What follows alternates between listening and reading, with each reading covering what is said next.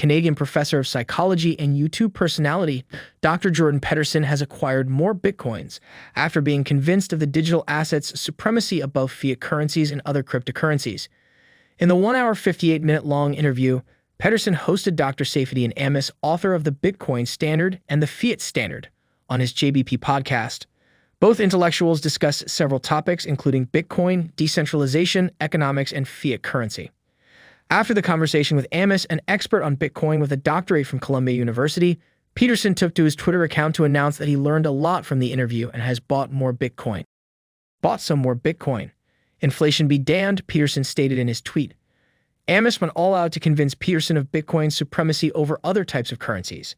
He explained that the reason for this supremacy is Bitcoin's fixed supply, lack of PR or administrators, and its continued existence for the past 12 years without needing anyone to be at the helms of affairs.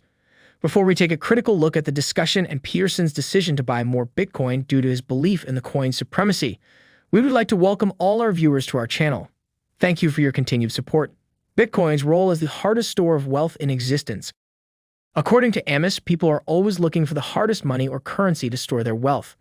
Those who achieve this manage to store their wealth successfully, while those who opt for an easy money will have their wealth reduced and bought up by the previous group members. Money has been a contest of survival of the hardest. People are always looking for the hardest money available, and the ones who manage to find the hardest money manage to store their wealth in it successfully, whereas the ones who use an easy money will witness their money dissipate. Ammous gave an example of previous objects that were seen as a store of value.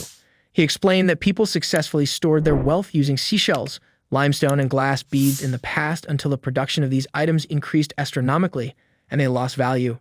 Those who had chosen these items to store their wealth saw it reduced drastically. The same thing happened to copper and silver. The greater the amount that people were able to produce, the more the items lost value. However, gold has somewhat been able to keep its status as a hard currency. Ammous explained that the indestructible item has succeeded as a store of value for thousands of years. But Bitcoin has one quality above all these items. Apart from its potential scarcity, it also has no administrators or person of authority that could change some of its parameters. No one can suddenly decide to increase the supply of the digital asset. Unlike gold, which has miners, and fiat money, which is largely under the control of the government, Bitcoin is entirely regulated by the market. Since the creator of the digital asset disappeared, no one has been able to change its consensus parameters which control the crucial parts of the coin's existence. With Bitcoin, what we have is that the person who created the code was anonymous. Nobody has been in charge since then. There is nobody with the master key. Everybody who tried to change the consensus parameters has failed. There are no insiders in Bitcoin. It is the most conservative thing in human history. When Peterson asked why Bitcoin is above other cryptocurrencies, Ammous gave the same reply. He explained that all other altcoins have administrators who often change their project's consensus parameters. He added that these other crypto coins and tokens are more like companies rather than private protocols. Ammous also describes Bitcoin's origin, which he tags the Immaculate Conception.